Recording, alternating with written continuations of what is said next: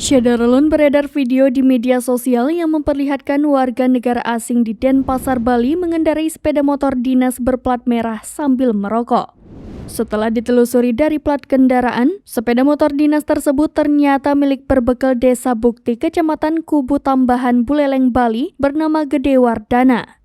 Ketika dikonfirmasi, Gede Wardana membenarkan sepeda motor bermerek Yamaha Fiction tersebut merupakan miliknya.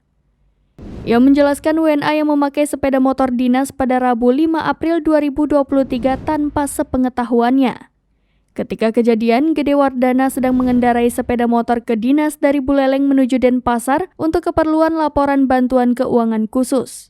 Setelah urusan pekerjaan selesai, Gede Wardana mampir ke rumah anaknya di Denpasar untuk beristirahat dan menengok cucunya. Saat tinggal di parkiran rumah anaknya, sepeda motor tersebut digunakan oleh WNA untuk pergi ke ATM. Sepeda motor dinas kembali terparkir di rumah anak Gede Wardana pada Rabu sore. Ia kemudian kembali ke Buleleng untuk mengikuti upacara melasti yang digelar di Desa Bukti.